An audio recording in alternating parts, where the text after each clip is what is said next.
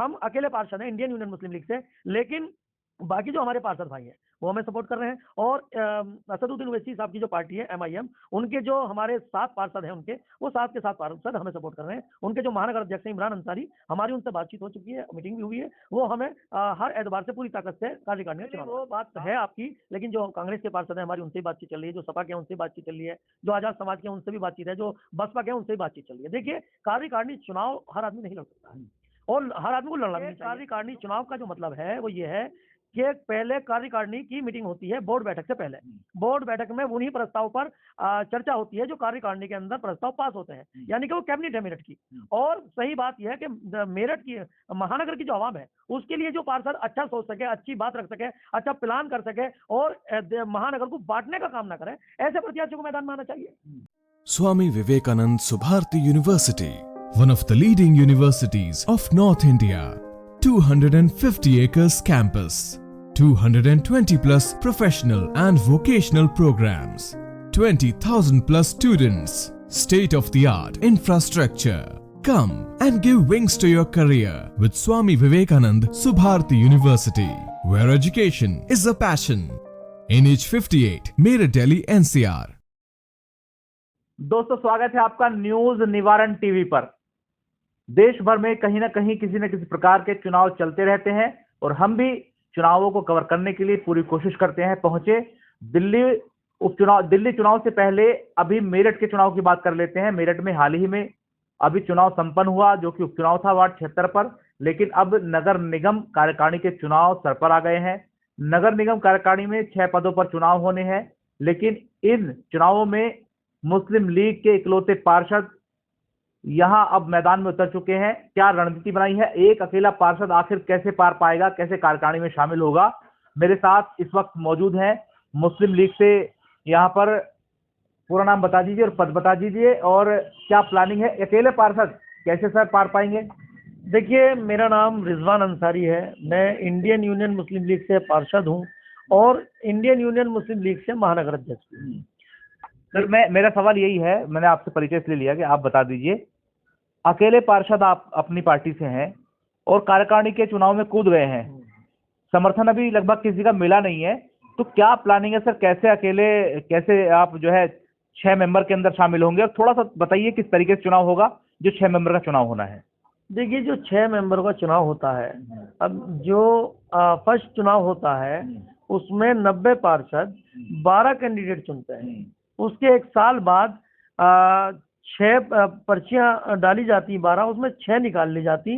जो 6 रह जाते हैं वो कार्यकारिणी सदस्य रहते हैं। जो 6 पर्चियां निकल जाती हैं वो कार्यकारिणी से बाहर आ जाते हैं। फिर 6 सदस्यों का चुनाव होता है जो कि 90 पार्षद करते हैं।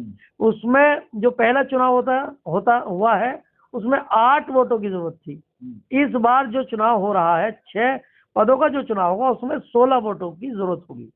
उसमें हम अकेले पार्षद हैं इंडियन यूनियन मुस्लिम लीग से, लेकिन बाकी जो हमारे पार्षद भाई हैं वो हमें सपोर्ट कर रहे हैं।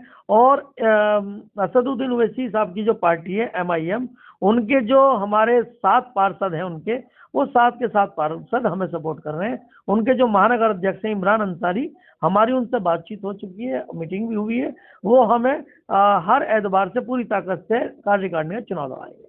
7 और आपकी वोट डलेगी तो 8 हो गए। बाकी जो आंकड़ा है वो कहाँ से लाएंगे, सपा और असपा तो आपको देंगे नहीं, अगर देंगे तो वो अपना चुनाव लड़ाएंगे, अपने बंदे का लड़ाएंगे। नहीं, वो बात है आपकी, लेकिन जो कांग्रेस के पार्षद हैं हमारी उनसे ही बातचीत चल रही है, जो सपा के हैं उनसे भी बातचीत चल रही है, जो आजाद समाज के हैं उनसे भी बातचीत है, जो बसपा के हैं उनसे भी बातचीत चल रही है। देखिए, कार्यकारिणी चुनाव हर आदमी नहीं लड़ सकता है और हर आदमी को लड़ना भी नहीं चाहिए, क्योंकि कार्यकारिणी चुनाव का जो मतलब है वो ये है कि पहले कार्यकारिणी की मीटिंग होती है बोर्ड बैठक से पहले। बोर्ड बैठक में उन्हीं प्रस्ताव पर चर्चा होती है जो कार्यकारिणी के अंदर प्रस्ताव पास होते हैं, यानी कि वो कैबिनेट है मेरठ की।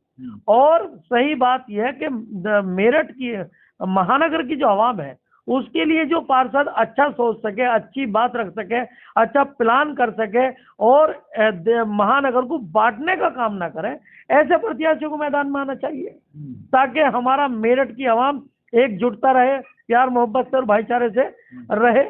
तो उसी के लिए MIM पार्टी जो है उन्होंने हमें चुना है। और बाकी जो हमारे पार्षद हैं किसी भी पार्टी से हैं, वो आज़ाद भी हैं, उनसे हमारी बात बराबर चल रही है। वो इस बात की काबिलियत समझ के और ये समझ के कि हम अच्छे से महानगर के भविष्य के बारे में प्लान कर सकते हैं, आवाज उठा सकते हैं, उसके लिए वो हमें सपोर्ट कर रहे हैं।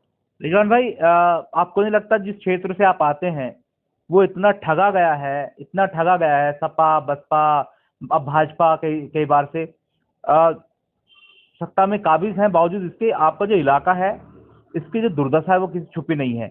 आप थोड़ा आगे चले जाएंगे, वार्ड 75 हो 76 हो, आपने अभी ग्राउंड पर भी घूमे, देखा आपने कितनी बुरी हालत है। आपको नहीं लगता कि अगर कार्यकारिणी का सदस्य या आप या कोई भी यहाँ से आए और यहाँ के क्षेत्रों की उस जो कैबिनेट की मीटिंग होती है उसमें आवाज उठाए और फंड रिलीज कराए, बेहतर होगा? देखिए, हमने जो हमारे फजल करीम साहब कार्यकारिणी सदस्य हैं, पिछली जो भी मीटिंग हुई है, उन्होंने कैबिनेट के अंदर ये प्रस्ताव रखा था जो कि पास नहीं हो पाया था। उसमें जो हमारे विपक्षी पार्षद हैं उन्होंने सपोर्ट नहीं किया था। कार्यकारिणी भी एक कैबिनेट का संख्या बल पर चलती है, कैबिनेट सदस्य होता है।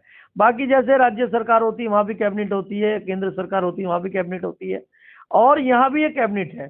लेकिन उसमें बात प्रस्ताव ये रखा था कि हर कार्यकारिणी सदस्य को अपने यानी कि 2 करोड़ रुपए का कोटा होना चाहिए, ताकि वो जो लोगों से अपेक्षाएं हैं, जिन लोगों ने पार्षदों उन्होंने वोट दिया, उनके सम्मान के एतबार से उनके क्षेत्रों में काम करा सके।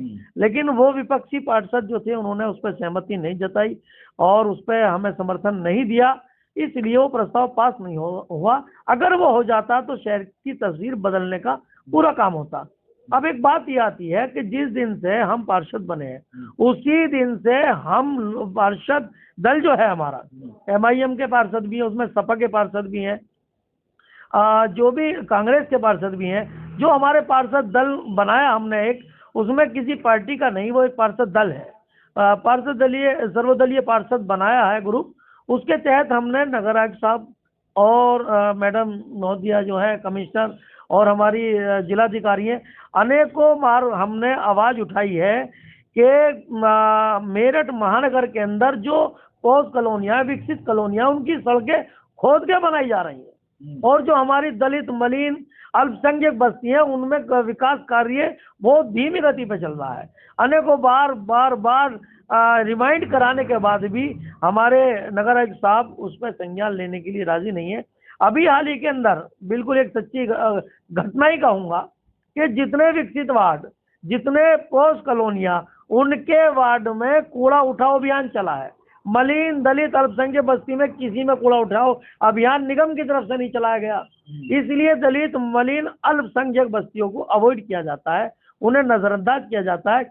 इसीलिए मैं अकेला पार्षद इंडियन यूनियन मुस्लिम लीग का ये मिशन बना के जा रहा हूँ कि नाइंसाफी जो मलिन और दलित अल्पसंख्यक बस्तियों के साथ होती है उसे नहीं होने दिया जाएगा, और महानगर की एकता अखंडता के मेट के लिए काम किया जाएगा।